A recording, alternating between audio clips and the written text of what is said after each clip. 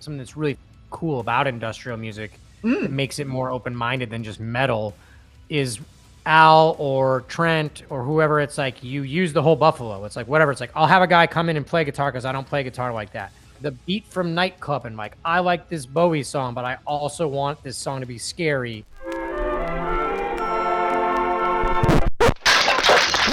The We Wreck Records podcast. The idea that you have to be depressed or f***ed up to make valid art. They're not repudiating what immediately came before them. Like, I'm grunge, hair metal. It's like, I like all these things and I'm aware of mental health and like, please don't criticize me. I'm really nice. People that are really sad and fucked up are also looking at these ridiculous memes on the internet. They're listening to really brooding, dark music, but they're also like, oh man, look at this. You know, like the last lyric of the record is, shall we renounce from where we've come and who we were? That and no one will ever know that you were here. Those are the two lyrics encapsulate what the record is. Hi, welcome to We Wreck Records, a new podcast by New Noise magazine dedicated to wrecking the mystery around albums that have moved the needle in music. I'm your host, Christina Rowett. With me today is Jake from Health, here to destroy the mystery around the 2023 industrial cinematic. I don't want to say masterpiece, it's really good. Rat Wars. We're always on the outside of whatever scene that we're in. You know what I mean? Because the last time we were in Australia, we were there for Knotfest, and it's like we kind of stick out like a sore thumb on that bill. But when we were playing Pitchfork indie rock festivals, we don't make fucking jangly indie guitar rock either. So it's just, you know, we're always sort of the bridesmaid, never the bride in the whatever, because we're sort of a genre-less band. Yeah, you were the bride for most of my friends. Like Well, that's cool. I spread the good word. You know, I believe. No. Those shows were still good. Modern heavy audiences that are made up, especially because there's been such a huge resurgence of awareness of heavy music for younger people. 100%. Younger people, Zoomers, are just a lot more young new metal fans that are like, I'm going to go see Slipknot, are a lot more open-minded than the first generation of new metal fans who were just like very close-minded and hate any other band that is other than the band they're there to see. You know, it's the kind of, it's the absence of a timeline, like not to get all esoteric and shit, but now if you're 20, you don't care when a song came out. You listen to all of it at once with no time. It's streaming universe. You just listen to the last 50 years with no concept of culture around it, or it's just like, I like this song. I really no, like it's like a fucking Pinterest mood board. I've been saying the exact same thing for trying to explain, especially for people that maybe aren't as entrenched in the internet. For younger kids, it's like they're like the fucking aliens in Slaughterhouse-Five, the Trafalmadorians or whatever. They don't perceive time linearly. It's like time is just all one generalized blob of things. And it's like, that's death, that's birth, this is the middle, but there's not really an end or a beginning or whatever. And I think that that's actually very accurate. So there's not some sort of, they're not repudiating what immediately came before them. You know what I mean? Yeah. Where it's like, oh, like I'm grunge, fuck hair metal. Or it's like, I'm punk rock, fuck this. It's like, I like all these things and I'm aware of mental health and like, please don't criticize me. I'm really nice. You know, it's very different from like the first wave of maggots or like Nine Inch Nails fans in the 90s versus now is a very different thing. I was completely like a genre psycho when I was a teenager. I was like, and industrial was my first love. It was known for like humor, intensity, gross sexuality, and rampant drug use. Like if you go to like Wax Track Studios and like Ministry and like they had like a skate ramp and a very significant drug budget and like a Great Dane that no one knew why they were there, but it was probably disgusting. Like it, they really did make the 70s look very amateur hour. And do you feel like being sober, you are a traitor to this genre? I just want to say, like, no, because I'm also because I'm sober. Yeah, not because I'm a fucking Mormon who never drank or never did drugs. you got that. Know, like I had to get sober. But it's I funny, it mean, has a rep, right? Like it had a dirty rep for being quite living I mean, quite. most great music genres, because they're youth movement genres, have a reputation for being Yeah, true. drug either inextricably linked to drugs, whether or not it's 60s psychedelia or punk rock or industrial. I can't. I mean, what's a even? uh It's still happening now. It's SoundCloud rap. 70s pop was all entrenched with cocaine. Um, Young people do drugs. That's interesting. Music movements are pop culture zeitgeist movements that connect and are motivated and driven and created by young people. And young people fucking do drugs because they're awesome. And then when you get older, you're like, oh, I'm dying, or my life is falling apart, or whatever kind of thing happens, and then you stop. You don't stop because they're not awesome. It's just that you can't balance the destructive force of them with the rest of your life. Mortality But does kick in. yeah, and you know, and like it's really tricky to unpack how quintessential that is to the music, or how much of it is just coincidental to the fact that it's made by young people. You know, Yeah. like, are you doing your greatest work because you're all fucked up, or also are you just fucked up because you're young and you're bursting with creative energy and you're super hypersensitive to all the cultural milieu around you and wanting to create something in that moment? So it's like it's a complicated symbiosis. Yeah, it's like Depeche Mode. Like you don't want to say like they were better on heroin or anything, like because that's a horrible thing to say. But like a lot of the early Depeche Mode is quite strong, even though they were quite messed up. I mean, I think that this is it's a very worthwhile debate to have, because especially now with the self-care mental health awareness movement, you know, there is a strong predilection to repudiate the idea that you have to be depressed or fucked up to make valid art, Hmm. which is a good, Yeah, it's a good less precept to people die. question. Less people die. But also, like, you don't want to try to tell kids like, hey, you're not going to have anything to say unless you're all fucked up.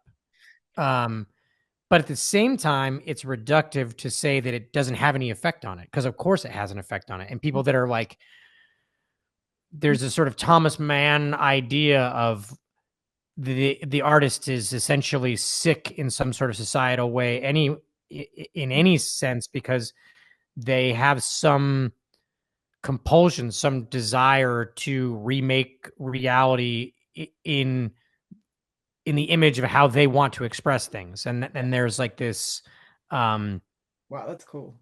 longing to try to alter what your reality is and to express something about it that's different. So I think that, like, you know, it's just really hard to say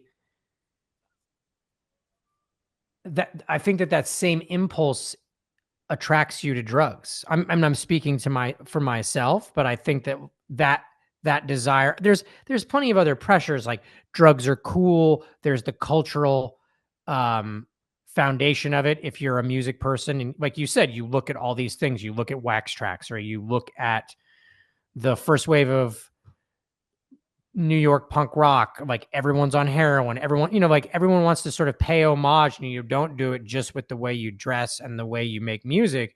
You do it with the drugs you take, Mm. or just feeling um there's something profoundly liberated by not caring so much that you don't care what happens to you. And 100%. I think that that's a thing that's very much more common. It's easier to tap into that when you're young. And Mm. I think that just a lot of these impulses come from the same place. So I think that's part of why Mm. a lot of times people are like, oh, they don't make any good music anymore because they got sober. It's like, no, they got fucking old, dude. This show is proudly presented by Distrokid, and we have a special deal for all the musicians out there looking to release their new music fast. Distrokid helps over 2 million musicians around the world release on all major music streaming platforms and YouTube. You keep 100% of your earnings, can suss a huge range of features, and if you like this show, support this show by taking advantage of this incredible offer.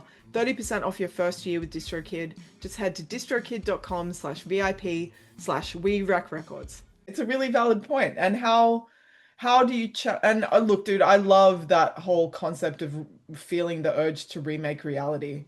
And it's almost like the rift between reality and where you kind of idealize or see where it is, like that gap is kind of what you want to illustrate on some level, and bring to life. And I to bring it back to Rap Wars, what part of reality did you want to remake? I mean, I think for me, there's just something I'm sort of endlessly chasing in trying to make music, which is to express or distill the balance of like a sound palette and melody and lyrics that feel like they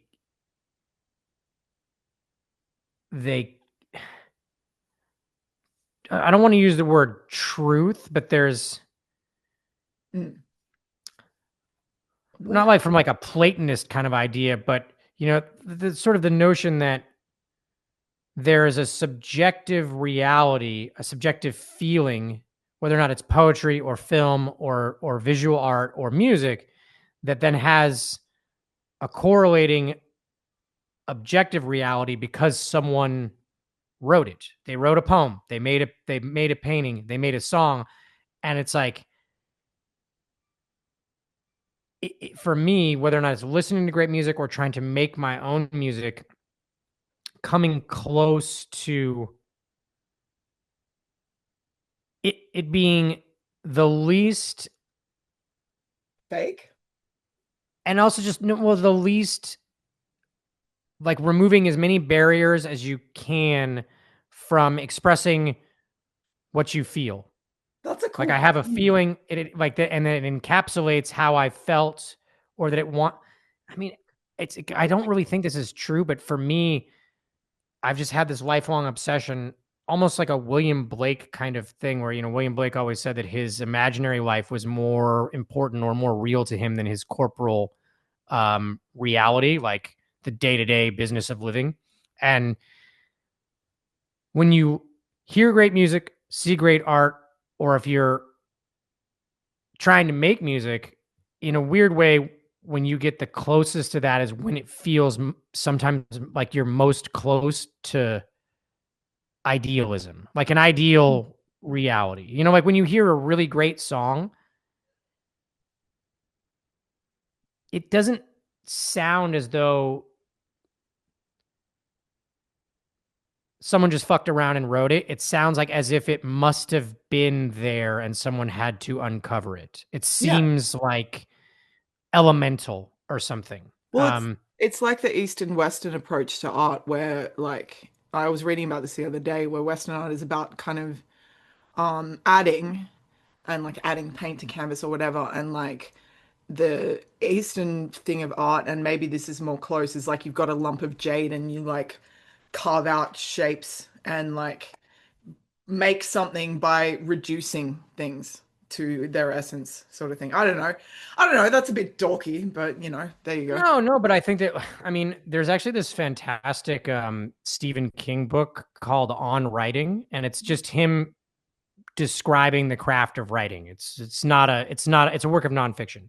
Hmm. And one of the things that he sort of says is that for him, when he's not like laying out all the plot points of everything that's going to happen. I mean, obviously the books are sort of like rudimentary, and that like 90% of them, there's like a fucking Native American burial ground or something. But, you know, he's uncovering the characters as he writes them. And Mm. it's almost like an archaeological process. And Mm. I feel like when you're writing a song and it feels naturalistic, that's how it feels. Yeah. There should be, and so I mean, it really depends on the kind of music you're making. If you're making crazy ass virtuosic tech metal, Yeah. obviously you don't get to write like that. It's just there's too many parts and too many things that you have to like. It requires so many mechanics and so much physical memory and Mm. repetition, and that has its own validity. But I think that Like Polyphia. yeah, exactly. Or like Noodly, a noodly, noodly. sugar or whatever, just where you know there's a lot of virtuosity required to play it. Yeah. Like Nine Inch Nails is a great example. It's like there's not virtuosity. It's all about emotion. It's 100%. not even about riffs. It's like the sound structure and the way that the vocals feel over those things. It's very much kind of like these tonal palettes, much more like a painting or something. And energetic. yeah, and well, so I think that for whatever reason, in making Rat Wars, it was the most naturalistic record we've ever made. So there was the least sort of self-doubt or preconceptions of pressure of what we wanted to accomplish. Like, are we trying to get more popular or what? Anything like that. I think that there was that relief of being in a position where we know we get to make a record and put it out and go on tour, and we didn't know if we'd ever fucking do that again. And for that reason, I mean, we didn't even know what are there singles, are there not singles. We just kind of turned in a record. We just knew what Yeah. There wasn't this huge questioning about what it should sound like. We sort of knew what it was going to sound like, and we didn't spend a whole lot of time wringing our hands or second guessing. Like you really get into the minutia of the song, of like the mix or the structure of it. But in terms of the feel, it was just the most unimpeded and sort of organic writing process. And I think, I don't fucking know, but I swear that has something to do with how it's resonated with people, because people can 100%. sense, Yeah. they can sense artifice. And that's why most music, it's such an interesting time to be a musician, because I was saying how people they got old, and most other art forms, you usually reach your creative peak in middle age. If you're an architect or a painter, you know, but one of the things that's so liberating also is that now, because of the internet, and because kids just want everything to be all from, they can just take whatever pastiche of styles and sonics and fashion and all the things that they want. There isn't that same gnawing pressure on a band to like, I mean, remember, like you were saying, like when you get into like industrial, if a band in the early 2000s, like you had to progress your sound. There was like this benchmark of fucking Radiohead, you know? So it's like the Strokes are like, oh, we better get the guy who made Kid A to help. And it's like, why? What you could just make, I mean, it's incredible, but it's like, now you can just be like, oh, I understand what my band is, and I just want to make the songs I want to make. I don't need to, like, you know, you don't need to be like fucking Tommy Lee makes a dubstep album or whatever, because it kind of, you know, that sounds great. But anyway, what I'm saying is, anyway, I swear to God, there's something. Yeah. There was something in that willingness or openness to make the record without overly analyzing it, that communicated itself to people when they listened to it. If Rat Wars was a person and was in an 80s movie, which archetype would it assume? Would it be like a slacker? Would it be like the punk rocker versus the country club kids, or like? I guess my immediate thought is more, it's not a character in an 80s movie, but it is an 80s movie. Kind of. In which case, it's like a dystopic, you know, John Carpenter Escape from New York, Predator 2 kind of thing. But if it's a character within one of those movies, I mean, I guess it depends on which genre you're going to. If it's a John Hughes movie and it's Breakfast Club, then it's definitely like a mixture between the Judd Nelson character, but like also with the Anthony Michael Hall character. 100%. So it's like nerd character, but then the nihilist character at the same time. But I have some theories about the name Rat Wars. and they're from my brain and your Discord. I liked this one. I think that rat wars is when rats fight each other in an organized way rather than a haphazard way. I always thought it was the rat race of life turning into a bloodbath. Like the war on drugs, but the war on rats, New York style, they had a rat star, except I think that was after the album. And my thoughts were both rats and war are unwelcome, fast-moving, dirty, and destructive. And you gave that a soundtrack. So tell me why it's called that. I think that number two and the last one are probably the closest to what I was thinking. Cool. We had I have a hillside behind my house, Of course you do. um, where there's been like Los Angeles, where it's covered in kind of shrubbery, and at night you can hear rats fighting in there Ew. at certain times of the year. And that's just part of living in LA. Like if there's thicket or highly grassy areas, there's going to be rats. And then at the same time, when we were making our fourth record, my bandmate John lives in a 100 years old craftsman home that is not airtight, to put it one way, So just those two words together just invoke uh Yeah. sort of the desperation and destructive process of surviving, and just like the ugliness and chaotic and atavistic nature of it's sort of a distillation of Mm. the ugly reality of life. Yeah. And it felt very apropos of the sort of world moment that everybody is sort of been dragged into. Yeah, because what rats kind of represent last man standing kind of vibe. Like if shit goes down, you kind of feel like they're still going to be scurrying along. S- There's so many ways. Exactly. They're like cockroaches.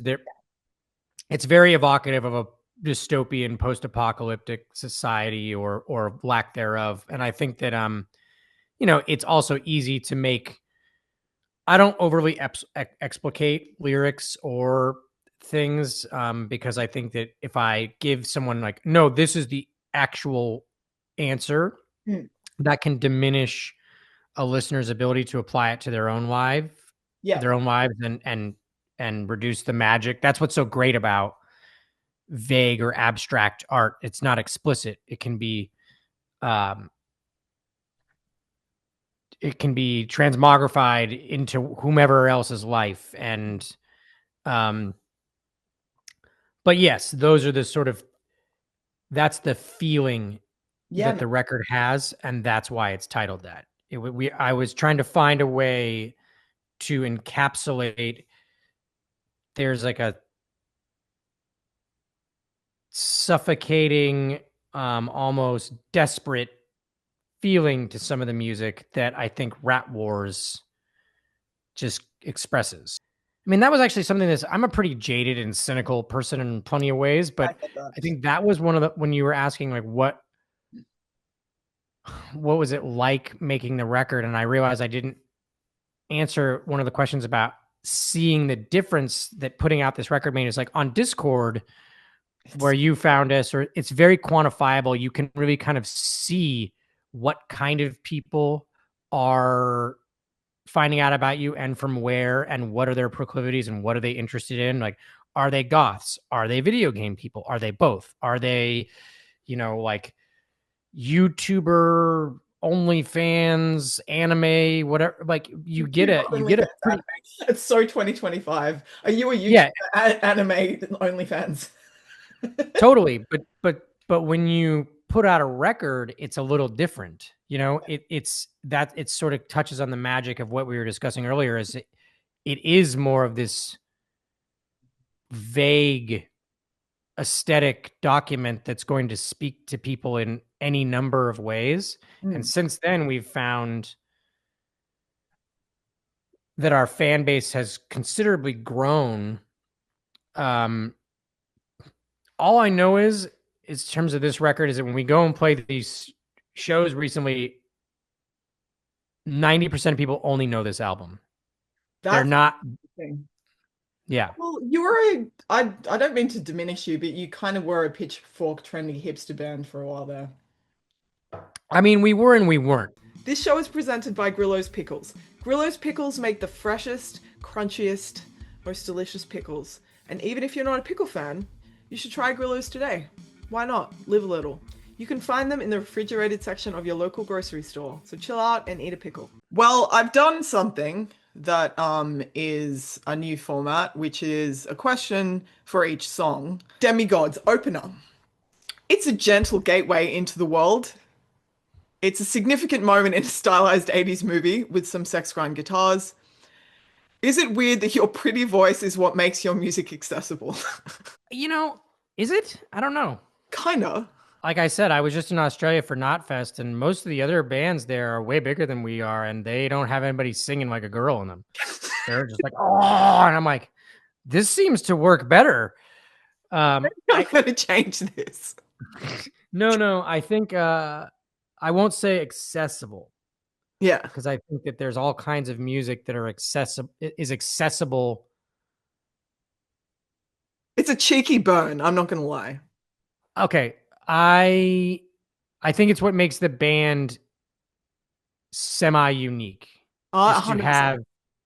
have a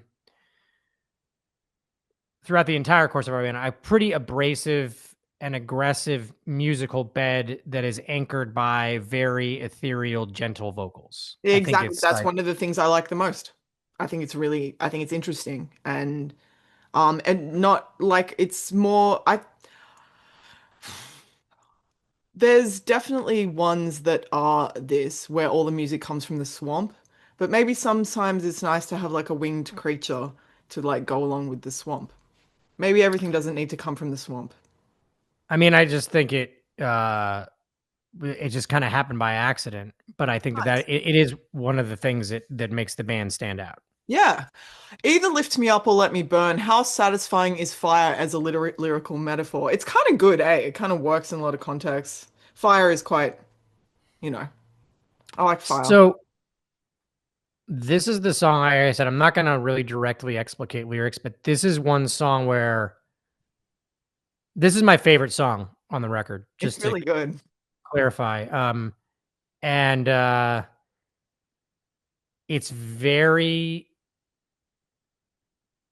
the lyrics are extremely stream of consciousness. So whatever it was like the first thing I sang. And I, I like, I don't know if I knew exactly what it meant when I wrote it, and I don't know if I know now, but whatever it was, it seemed to be right on the surface of my subconscious. And so there's something about it, I think, for fans and for myself when I sing it that feels very true or very emotional or emotive, and accessible emotionally, even if it's somewhat opaque or Mm, kind of abstract because of that. There's just something about it. There's like a confessional nature to it, at least for me, where some of the other songs are more understandable, or, I could, even if I'm going to withhold a direct explication, I would know. I mean, yeah, here's what I know. When I wrote those lyrics, I had recently become a father and I had like an infant child in my house. that's So there's these semi-biblical journey of the magi kind of things going on in it, and I yeah, don't man. know what the fuck they mean precisely. I just know that that's what I was feeling. Yeah, it's cool to saying well, kind of a funny analogy is like it was an easy birth. And I do think the process of songs like learning music and kind of trying to understand it and stuff, it's like there's no rules or way you can learn to write a song. Like there are in some ways, but to write like especially lyrics, there's no rules. There's no like if you do this, then you do that, and then you'll be able to it'll come out and it'll be good. It's just like you're lucky if the subconscious, if the veil is thin and you can kind of do that, I guess, rather I than mean, I think labor that over it. there's the last one of the lyrics that reappears on the last lyric of the record is a callback to a stanza from Demi-Gods, which Hmm. is, shall we renounce from where we've come and who we were? So I think that that's just, to me, very relatable to almost anybody at any point in their life. If 100%. you're old enough to understand that sentence, it means something different to anybody on any, like, given their experiences and their timelines. It's like universal and simultaneously unique. So I think that, like, that's sort of like that, and the tagline from Children of Sorrow, which is "No one will ever know that you were here." Those are the two lyrics to me that I think about that encapsulate what the record is to me. Yeah, and that's really cool that you can like drill into that. And I always say when people ask me why I don't have any tattoos that I'm in a state of constant evolution. I have tattoos, and it's sort of, I've had that conversation with people, Yeah. and I always just, my answer is like, hey, don't take yourself so seriously. Like, your body's just going to be like a rotten fucking hunk of meat in the You'll be a ground. corpse. Like, Actually, don't worry, you're not going to be around. It's like, I'll have to have it forever. It's like, it's not going to be forever. It won't yeah, even be that that's long. so so dark and so light. Just briefly, sidebar. One of the best things about Health is it's kind of a like it has a meme element.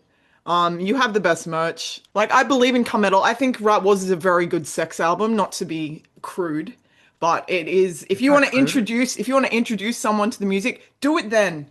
They'll be on board. And if making Come Metal was an Olympic event, how would you rank each athletic element of it? If it's an Olympic event, then it's going to be one of those ones that nobody fucking watches. You know what I mean? I think It's everyone like, would watch it. it's well, yeah, if it was actually called Cum Metal, then people would probably watch Yeah, it. dude, what are you on about? But in terms of like our share of the musical landscape, it's like what's the one biathlon where they ski and shoot at the same time? It's just like some shit, like 8 people in Norway watch it and they're like, "Oh, that's my cousin." That's about its share of the, I mean, if Yeah, you're going to go on the precept that of John's assertion that it's like Cum Metal is also Bad Omens and Sleep Token and Deftones is proto Cum Metal, but we all know that that's not true. It's like lies. we, you know, we've never really. I think the thing that's magical about that is it's like the music is very serious. It's so serious. That's why it's so great. There's a comedic element. Well, I mean, I think that that's just kind of, it's kind of also true how life is, like, especially now with the internet. Like, people that are really sad and fucked up are also looking at these ridiculous memes on the internet. They're listening to really brooding, dark music and trying to process all their trauma, but they're also like, oh man, look at this. You know, like that. Both things are happening. This month's episodes of We Rec Records are brought to you by Earpeace, the high fidelity earplug brand designed to enhance your experience of live music. Their lightweight, triple patented design basically conforms to the natural shape of your ear canal, which is awesome. And it's the closest thing to custom molded without the price tag or the chronic fear that you're going to lose them. Your future self who wants to listen to live music when you're old will thank you. For 15% off your next pair of earplugs, head to earpiece.com/pages/WWR podcast. We'll put the link in the description. Definitely suss it out. I asked my friend who's 21, how did you hear about 9/11? And she said dank memes. And I was like, that's how we communicate. Exactly. It's just great. Okay. Future of Hell track 2. I'm going places, I'm coming back. Future of Hell, now we're in the goth club scene. Someone has just taken something, everything's about to change. Who in this band likes to dance the most? Are you dancers? Is anyone a dancer? I am not a fucking dancer. Yeah, I kind of picked that up. Definitely not me. It would be John It for would be sure. done. I feel like John has that element. Yeah, yeah. John is the most, like, you know, Fanatic. but here's the thing is, I like dance music because I like how propulsive it is and how physical it is. But in terms of me dancing, oh no, especially not now that I don't take drugs or drink. It's slow. It took an enormous amount of inebriants to loosen my yeah, my claw-like spasmed soul into a place where I could like dance. So it's definitely not me. I'm not the dancer. I love that you kind of make music people dance to, and that's how you feel about it. Yeah, I mean, no, but I like cathartic, danceable music at the same time. Yeah, you just don't have to respond. I don't know where I got this. How has the birth of your son changed your relationship with death? Well, it's huge. I think that that was when you were asking about what led up to the making of the record, those are the two simultaneous things in my life was like this new life that casts an enormous amount of responsibility on my partner and I Mm, to rise to that challenge and do the best we can for him. And the literal and figurative infancy of his life and our experience of taking care of him was in a backdrop of mass global confusion and this existential mortal threat of like what is happening with mm. not just COVID, but like the economy, uh, my career, all these different things. And I think that it was just incredibly intense. It was an Yeah, dude. incredibly intense time. Parenthood looks terrifying. It's like you can break it. Like it's on you, man. Well, so yeah, so imagine my son was born 1/1/2020, so he's the Antichrist. So it was like the And the year timing the of it. world went mad. The year the Yeah, world so the went. timing was very intense. Okay, Hateful is like leaning into this being the soundtrack to a car chase. You've robbed the bank. They're gaining on you. This was a collab with Sierra Vanes. How did you brief her, and how do you brief collaborators? Like, do you kind of give them like how does it work? Well, I think that we actually just sent her a reference track of one of her songs, Mm, and we were like, like we this. just really like, we were just like, we really like this arpeggiator. Can you Oh, I make us like that. something like this? And she just sent us the dun and we are like, I mean, it sounds like fucking the club in Blade or something. It totally does. Like Um, it pleases me. yeah. So that was kind of just like a direct reference to one of her previously existing pieces of music. Okay, that's simple. Um, okay, so in terms of like sonic palette and like I don't want to say it sounds like of all else sounds like it uses found sounds, but it's got kind of an interesting palette in terms of this soundscape. Well, for me, it felt like there were some layers in there that are interesting. What is the kind of process of creating like the soundscape for that song, and was it complicated or simple? Well, it's fairly simple because it's based around that one kind of drum loop, Yeah, and a lot of those sort of to me, that's actually like the most classically industrial, like deep industrial or EBM kind of song where it sounds like a bunch of actual industrial things, like the way Neubauten sounds, or exactly. and that sort of it sounds like machinery and engines and just Exactly. strange things coming in and out. Like you could DJ it in some dark goth club, and I think that we were experimenting with these different loops and felt like shoehorning them into Hateful uh made the song too long. So Mm, we had the beginning of All Else was originally the end of Hateful, and I think there was a conversation where we were kind of this goes back to the not pressuring ourselves to be like, oh, this is not really a single or it's not a song. It's like we're like, who fucking cares? It's like, why don't we just make that its own instrumental track instead mm, of so hey, we like the ending there. Um, we don't want to do disservice to that song. It can just be a bridge mm. into this other sort of organic, experimental, and instrumental song. So Yeah. yeah, it's basically very music concrete, experimenting with found sounds and looping them and letting them come in and out, Yeah, and I like the found that way that, interesting. like the Yeah. way that the classic industrialists use sound libraries and Well, found music. well, they said like I read this. I was listening to this thing that was like on YouTube. It was like stolen from a tape, which was Genesis PR just talking about. Well, we want to make shit that sounded like the stuff around us, like this, and and I've always thought about like modern industrial, like the sounds around us are like notification sounds, and like industrial, we don't live near a factory. Our sound is like. Yeah, it actually kind of grosses me out when you think about what your sonic landscape of shit you listen to. It's like notifications are like a big part of it. Or unless you have them turned off, which is probably a better idea. I do, yeah, but I know what you mean. Yeah, it's weird. Crack metal, great name. Um, well, talking about industrial, I'm like, Uncle Al from Ministry could be proud of this. Is it a song about lockdown? I started out fine, but now I'm not so good and I can't escape it. I don't know. It just felt like a song about lockdown. I mean, yeah, and I think it's also about drug addiction Yeah, a bit of both. and just mental health Mm. issues. Mental health Um, issues are a good time. yeah, I mean, I think that also like it's a little tongue in cheek. It's kind of funny where it's very serious, but to say I started out fine, it was easy. Now I'm not so good. It's like that's kind of portable to any scenario. Like almost anything that goes bad, relationships, drug abuse, mental health problems, a fucking job that goes to being like okay to be, everyone's had the experience of like it started out okay, but now it's not. It's portable is a sick word to describe that. It's portable to your experience. Just Yeah, you can template just it kind of right on port your it car. over. Yeah, you got problems? We got you. Yeah, Um, exactly. and then Unloved is like super gentle. And I've got, was this a dad choice? Have you musically softened as a father?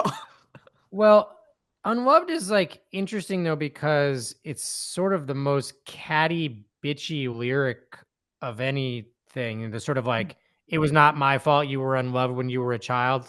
I don't care kind of Yeah. thing, which is sort of um yeah, I mean that's the goth jammer, I guess, of the record. Mm, That and Hateful. yeah. You kind of want to stand on it. Like, yeah, actually, goth is kind of sassy and wistful and obnoxious. Like Yeah, I mean I I was get kind of an asshole when I was a goth. I was a sassy bitch. Like I was mean. I oh was yeah, that's a whole mainstay part of the scene. This show is also proudly presented by Audio Media Grading. AMG authenticate, grade, and preserve your precious music collectibles. Each item comes in a museum grade, UV protected acrylic case with a serial numbered hologram, which is pretty dope. So if you have a precious music collectible, head to audiomediagrading.com, use the code New Noise and get 10% off your first order. Children of Sorrow, finally the big gnarly riffs show up. Whose idea was that? So what's interesting about this song is it barely made the record. Why? It's We so good. I really like it. That's stupid. I think that we originally had this like really dark, sad kind of factory recordsy post-punk album cut there. Children of Sorrow would have come out for sure. It's just our previous record before this had a bit more kind of like thrashy guitars, and Mm, it was industrial in a sense that was a little bit more of like connected to kind of Black Sabbath or Metallica in terms of the guitar stuff. mm. And I think I was just aware of, oh, we're kind of people like that record and our fans cared about it and we're connected to it and we're sort of we kind of always throw the baby out with the bathwater when we make a new record. Mm. And I just felt like I wanted to have something that was a little bit more in that sound palette. So Yeah, I yeah. started writing it, and the chord changes in the verses and the chorus are very like Tony Iommi, Black Sabbathy, um, you know, Mm, uh, new wave British heavy metal kind of thing. exactly. And um, then we were just sort of finishing, and we're like, it'd be cool if we had like a riff in the beginning, So and dope. that's not my forte. And we had sort of become friends with Willie from Lamb of God, and we'd already collaborated on a song together, so we just sent it to him, and we were just like, just do what you feel over this intro and see how, and that's how that came to be. So then Wow. when we were going to sequence the record, we had everything there, and then that's track, what we would call side two of the vinyl, Hmm. uh, was starting with this really sad contemplative post-punky song. And I was just like, fuck, if we just put Children of Sorrow there, it's way more fun. It is fun. And I think it was the song that we were sort of that and DSM-5 are the two songs we were most self-conscious of because they're most openly referential, you know? Yeah. I Or they're the most genre like, which is yeah. something we've always sort of evaded. Yeah, but And when you just throw it in as color, like it kind of it makes it not lame. It makes it interesting. yeah, I mean, you got to remember though too, like what you pointed out, we came from this sort of card carrying hipster fucko world where, and you're really right. The true distinction of when you're at those shows, everybody at those shows is watching the band, and 50% of the people are thinking, I should start a band. That's what they're thinking. You know what I mean? They're not like, so, coming from that place, it's like, are we gonna get dunked on for having this like kind of thrash riff in the beginning of the song? And then we turned the record in and our label was like, that's the first song that comes out. We're like, okay, Yeah, I that guess. And it seemed like people really liked it. So I'm, it's, it's I was like pleasantly surprised. it's like yeah, here's the gnarly riffs. There they came. It got to happen sometime. Okay, we got far out. We got four. Okay, let's just bang through these ones. Oh, let's do it. Let's do Okay, it. Godflesh. Okay, you sampled. Did you sample Godflesh or you got? Yeah. Hell Yeah. yeah. We, So yeah. we saw Justin Broderick at Hellfest and we were like, hey man, we have this demo where we sample like rats. Like, are you cool with that? And he was like, fuck yeah. And that So was we were it. like, all right, we'll use I mean, it's one of the great industrial songs of all time. So I think we think about making music as from a modern perspective. And I think that that's what's something that's really fucking cool about industrial music that Mm, makes it more open-minded than just metal is Al or Trent or whoever. It's like, you use the whole buffalo. It's like, whatever. It's like, I'll have a guy come in and play guitar because I don't play guitar like that. so I want sick. someone else to do this. Like, we're going to use a vocal sample. We're going to use Yeah. like the beat from Nightclub, and like, I like this Bowie song, but I also want this song to be scary. I'm going to use Adrian Belew is going to play guitar on the first track of a Downward Spiral, whatever kind of thing. Yeah. All these different. So we were just sort of like, we have a friend of ours who,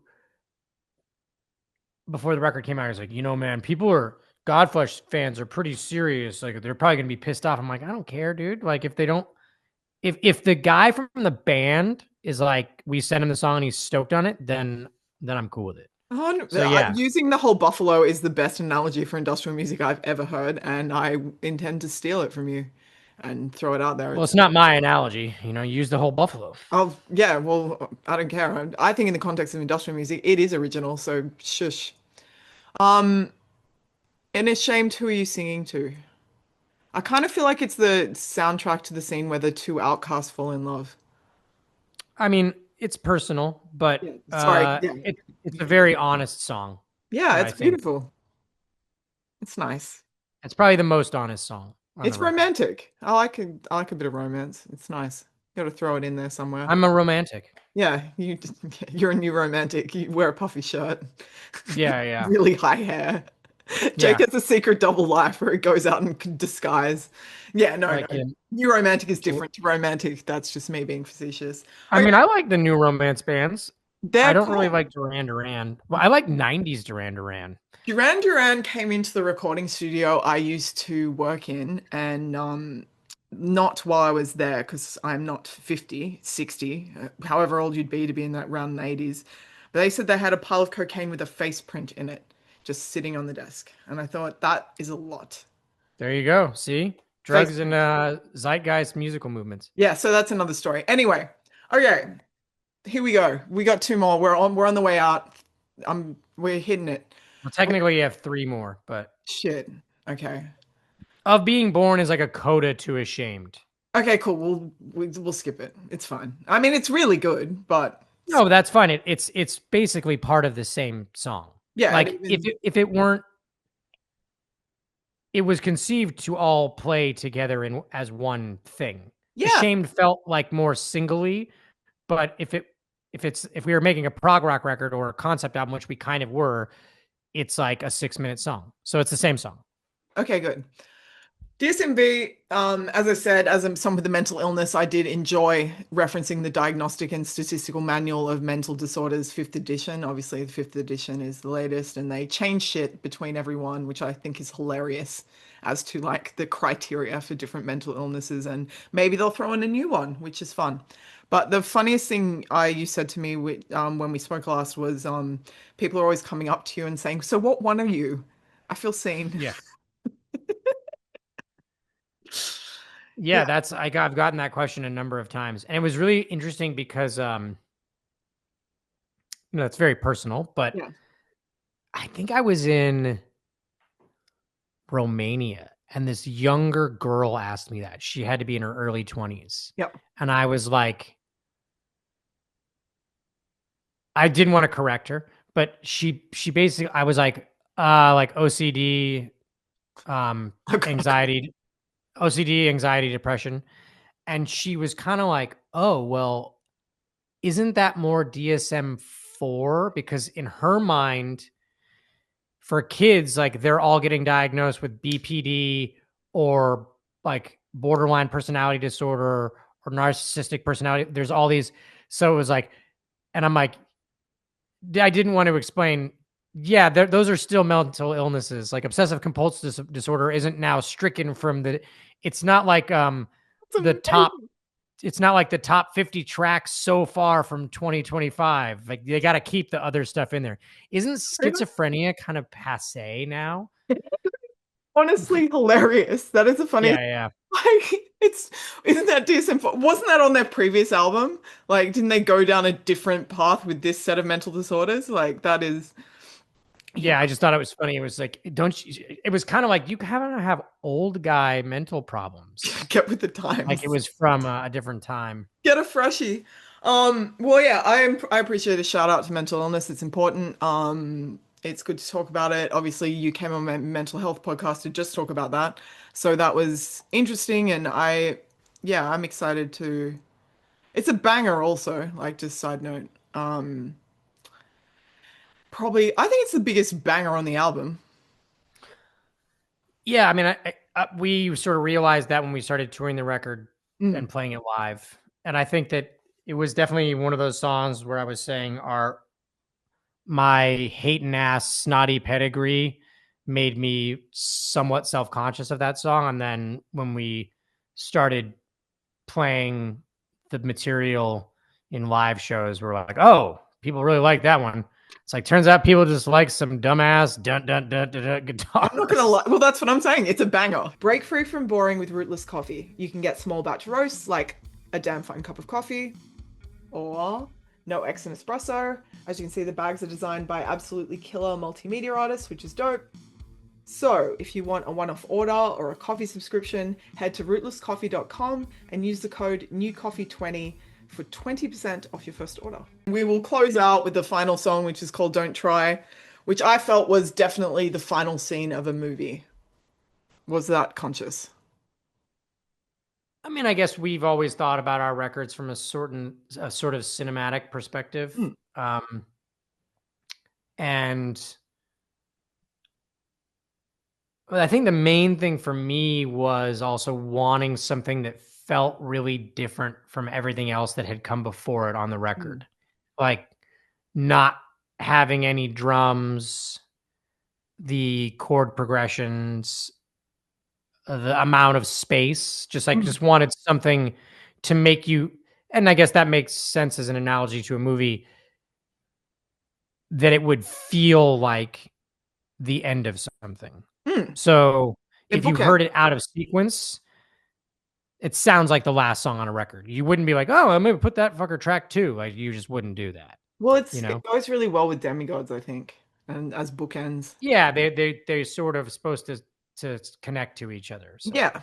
And that and that kind of was one of the reasons why I wanted to get this album on We Rec Records because I think it's a true record. It's not a bunch of songs, and we live in an era with no, it very much is not. It's not a collection of songs. yeah, It's and a we live in an era with where most things are a bunch of songs, and it and doesn't. I know that that's how most people ingest things, and that's fine, but it's still important to Mm, us. And this record was particularly, we just sort of made it like we were making a record in the 90s or something in terms of, hey, it can be however long it is. We're not going to try to stack the track listing to be all I mean, that's one of the things that's sort of freeing about the internet, right? Is like Mm. 10 years ago, people were still having that question. It's like, we need to put all the singles on the first half um, so that people will listen to them. And it's like, dude, nobody fucking listens like that anyway. So the percentage of super fans that are going to ingest it as a comprehensive piece of art, I think it has more to give in that way Mm. than just a random collection of singles. And it wasn't never intended to be that. It was supposed to be a record. It's like a loose concept record, Yeah, which is basically. why it belongs here. And it's also a great figurehead of the modern world. So thanks. All right. Well, thank you for having me. Thank you. We got there in the end. I covered all We this. did it. We did Boom! it. We fucking did it. Thank you for watching or listening to We Wreck Records. This is Jake from Health. You should, now that we talked a lot about, you should go and listen to Rat Wars. Like, see if you agree. At least get some sort I of mean, hopefully enriched experience from doing it. I would think if anyone is listening to this entire podcast and has not listened to the record, then their priorities are weird. They are priorities. I would immediately turn off just some asshole talking about some record I've never heard of. Uh, Thanks for ruining the concept of the show, which is to make it accessible to people who haven't heard it. well, Screw you, hopefully, Jake. well, Yeah. I mean, hopefully, I mean, I hope your concept is better than mine. I would get that for me if it was like if my band was more popular or something, but Stop. we'll see. We'll see. Okay, thank you All everyone. right. Like and subscribe, leave a comment. Just be a savage. Cool. Good day to you. May All right. day be most triumphant. Thank you very much.